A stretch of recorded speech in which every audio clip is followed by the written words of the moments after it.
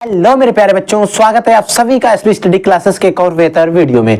तो बच्चों आज हम लोग पढ़ने वाले हैं क्लास 12 फिजिक्स के बारे में। अगर आप लोग इस बार क्लास 12 में हैं और अगर आपको बोर्ड एग्जाम 2024 देना है तो आज का लेक्चर आपके लिए सबसे ज्यादा इंपॉर्टेंट है, क्योंकि बच्चों इस लेक्चर के अंदर हम लोग डिस्कस करने वाले हैं ऐसे 4 सबसे महत्वपूर्ण न्यूमेरिकल, ऐसे 4 न्यूमेरिकल जो अगर हम बात करें प्रीवियस ईयर क्वेश्चन पेपर उठा के देखेंगे तो वहां पर आए हुए हैं। अगर हम बात करें कई सारे पेपर को, तो वहां पर अगर आप पेपर को देखेंगे, अगर पेपर का एनालिसिस करेंगे, अनसॉल्व पेपर को सॉल्व करेंगे, तो वो न्यूमेरिकल डिस्कशन है जो वहां पर आपको मिलने वाले हैं। यानी कि जो भी इंपॉर्टेंट न्यूमेरिकल है, 4 सबसे महत्वपूर्ण न्यूमेरिकल को आज के इस लेक्चर में डिस्कस करने वाले हैं। एक एक न्यूमेरिकल को बिल्कुल आसान तरीके से, बिल्कुल ए टू जेड हम आपको समझाने वाले हैं कैसे न्यूमेरिकल को हल किया जाता है एक नियमबद्ध तरीके से, ताकि आपको बोर्ड एग्जाम में अगर वो न्यूमेरिकल 1 नंबर में आता है ना तो आपको 1 नंबर मिल सके, अगर वो न्यूमेरिकल 5 नंबर में आता है तो आपके पूरे 5 नंबर मिल सके, क्योंकि न्यूमेरिकल में आपको पता है राइटिंग के नंबर नहीं कटते हैं। ठीक है बच्चों, तो आइए एक एक न्यूमेरिकल को बिल्कुल आसान तरीके से, बिल्कुल अच्छे तरीके से डिस्कस करते हैं और सॉल्व करते हैं। तो बच्चों हमारे पास पहला न्यूमेरिकल क्या है? पहला न्यूमेरिकल कह रहा है 3.4 गुणे 10 की घात -7 कूलाम आवेश को अनंत से, कहां से? अनंत से किसी बिंदु तक लाने में 1.7 गुणे 10 की घात -5 कूलाम आवेश, 5 कूलाम कार्य यानी कि 5 जूल, सॉरी कूलाम नहीं बच्चों, जूल कार्य करना पड़ता है, यानी कि 5 जूल कार्य करना पड़ता है। इतने कूलाम आवेश का कोई एक बिंदु है, उसको अनंत से ला रहे हैं, इतने जूल तक कार्य करना पड़ता है। तो कहता है उस बिंदु पर वैद्युत विभव क्या होगा, यानी कि जिस बिंदु को ला रहे हैं उस बिंदु पर वैद्युत विभव की हमें गणना करना है। तो आइए बच्चों क्वेश्चन को सॉल्व करते हैं। सबसे पहले मैं हेडिंग लगाएंगे सॉल्व, इसको सॉल्व करते हैं। सबसे पहले में दिया गया कूलाम आवेश, यानी कि अगर हम बात करें यहां पर Q = दिया गया है हमें 3.4 गुणे 10 की घात -7। यहां पर आप गिवन हेडिंग डाल सकते हैं, यानी कि इस क्वेश्चन में हमें क्या क्या मान दिए गए। Q = अनंत से किसी बिंदु तक लाने में किया गया कार्य, यानी कि कार्य को हम W से लिखते हैं। W = 1.7 गुणे 10 की घात -5 जूल। ठीक है सर। अगर हम बात करें बच्चों यहां पर उत्पन्न वैद्युत विभव, उस बिंदु पर वैद्युत विभव आपको ज्ञात करना है, वो क्वेश्चन मार्क है। आपने एक सूत्र पढ़ा होगा V = W/Q0, आपने सूत्र पढ़ा होगा। ठीक है, अब हमें इसी सूत्र में मान रखना और हमारा आंसर आ जाएगा। V = हमें निकालना है, W का मान हमें दिया गया जो है 1.7 गुणे 10 की घात -5 अपॉन एप्सिलॉन नॉट दिया गया है, एप्सिलॉन 0, इसका मान हमें यही वाला है, आप इसको 0 कर लीजिए। 3.4 गुणे 10 की घात -7। ठीक है, दशमलव से दशमलव को काट दीजिए, 17 एकम 17, 17 दूनी 34, यानी कि 1/2 गुणे 10 की घात -5 गुणे 10 की घात -7। ठीक है, अब ये 10 की घात -7 है, इनको अगर हम ऊपर ले जाएं, क्या करेंगे बच्चों? ऊपर ले जाएंगे, तो B = क्या हो जाएगा? 1 गुणे 10 की घात -5 गुणे 10 की घात 7, ये हो जाएंगी पॉजिटिव बच्चों, किसकी हो जाएंगी? प्लस की, बट्टे 2। ठीक है, क्योंकि माइनस की नीचे थी, ऊपर गई प्लस की हो गई, तो अगर हम घटा दें तो 2 घातें हमारी प्लस की सिर्फ बचेंगी अगर काट देंगे, क्योंकि 5 घट जाएंगे तो हमारी प्लस की 2 घातें बचेंगी। प्लस की 2 घातों का मतलब है हम इस 1 के आगे 2 0 बढ़ा सकते हैं, अपॉन 2 है, 2 को 2 पंचे 10, यानी कि V = आ गया 50 वोल्ट। उस पर जो वैद्युत विभव होगा बच्चों वो 50 वोल्ट होगा, और यही हमारा फाइनली आंसर है।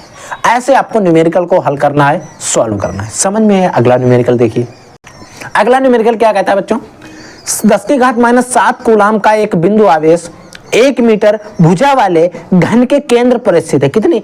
1 मीटर भुजा वाले घन के केंद्र पर स्थित है। घन के संपूर्ण पृष्ठ से गुजरने वाले वैद्युत फ्लक्स की गणना करना है। तो सबसे पहले बच्चों हेडिंग क्या हम लगाएंगे? सॉल्व। सॉल्व, उसके नीचे में हेडिंग लगाते हैं बच्चों गिवन, यानी कि हमें इस क्वेश्चन में क्या क्या मान है जो हमें दे दिए गए हैं। ठीक है, तो हमें यहां पर क्या दिया गया? इतने कूलाम आवेश, यानी कि Q = हमें दे दिया गया है 10 की घात -7 कूलाम। ठीक है, इतना समझ में आया। अब यहां पर क्या कह रहा है? 1 मीटर भुजा वाले, यानी कि इसमें जो 1 मीटर भुजा की बात कर रहा है, ये बेफालतू की चीज दी गई, इससे में कोई मतलब यहां पर नहीं है। ठीक है, अब देखिए हमें गॉस की, अगर आपने प्रमेय पढ़ी होगी, गॉस की प्रमेय,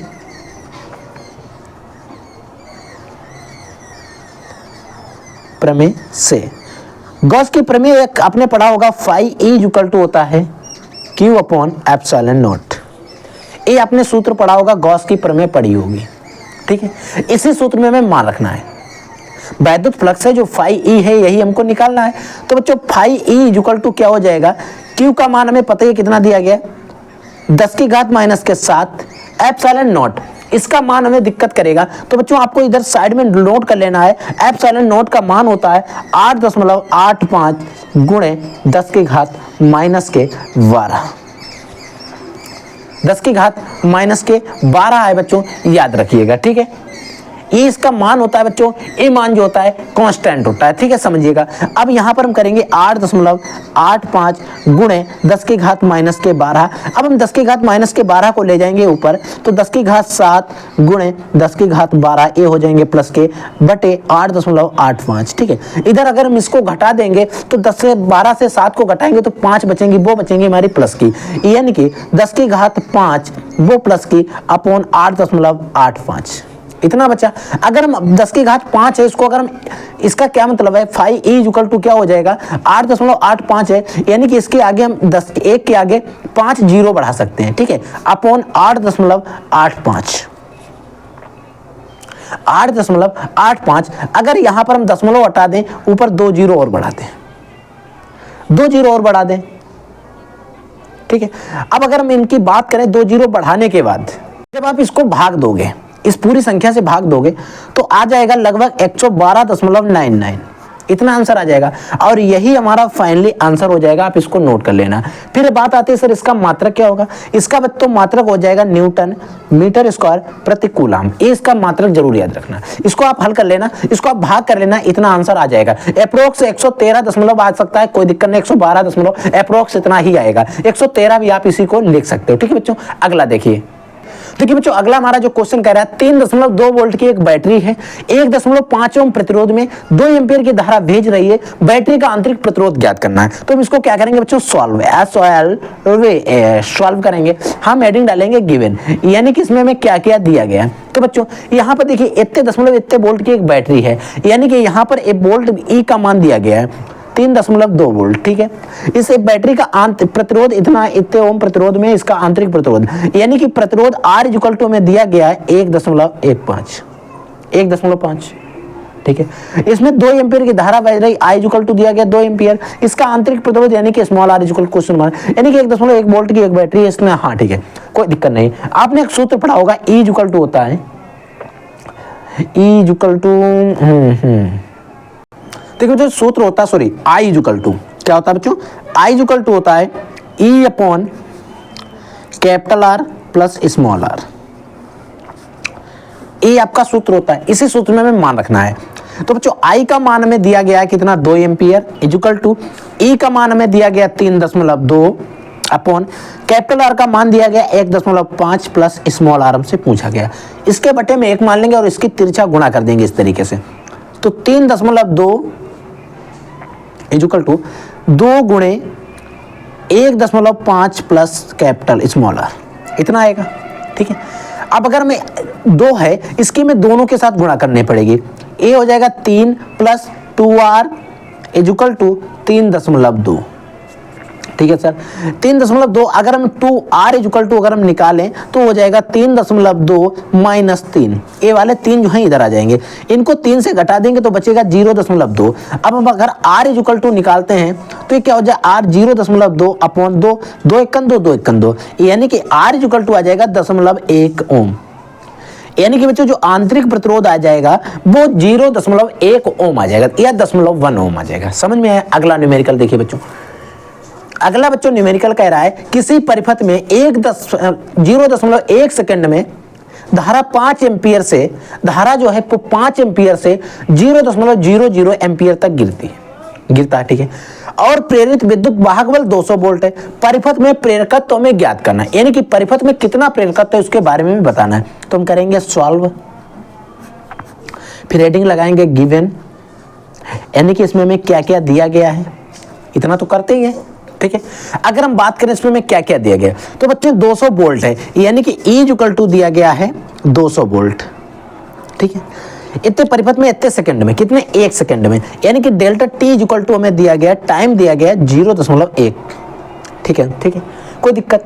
अब इसमें कह रहा है इतने एम्पियर की धारा, यानी कि आई जो है वो 5 एम्पियर से 0 इतना हो रहा है, यानी कि 0.00 माइनस 5। इससे अगर हम इसको घटाएंगे तो बचेगा माइनस के 5 बचेगा। इतनी एम्पियर जो है इसमें धारा है। ठीक है सर, इसमें एम्पियर हो जाएगा, कोई दिक्कत नहीं होनी चाहिए।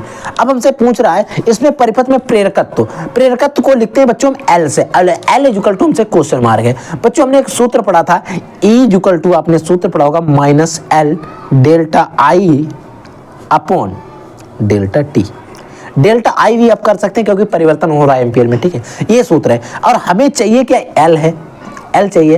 तो एल इक्वल टू क्या हो जाएगा बच्चों, ये एल इधर आएगा तो ई ऊपर जाएगा, ई हो जाएगी माइनस की, तो ठीक है, तो डेल्टा आई अपॉन डेल्टा टी, ये कुछ इस प्रकार से हो जाएगा। इसी सूत्र को हमने सही करके लिख लिया ऐसे, क्योंकि हमें एल चाहिए।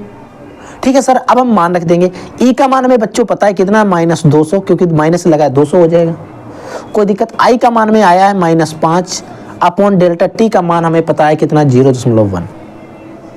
क्या है, 0.1। ठीक है बच्चों, अब देखिए 0.1 है और ए है, इतना आपको यहां तक समझ लेना है। देखिए अब क्या करेंगे, इसकी जो गुणा इसके साथ हो जाएगी, ये नीचे रहेगा, तो -200 गुणे 0.1 अपॉन 5, माइनस के, माइनस से माइनस को कर देंगे कैंसिल, ये 0.1 हटाएंगे, यहाँ पर हो जाएगा 0, इस 0 से 0 का कैंसिल करेंगे, 5 चक्कू 20, यानी कि L इक्वल टू बच्चों आ गया 4, और इसका मात्रक बच्चों हो जाएगा हेनरी।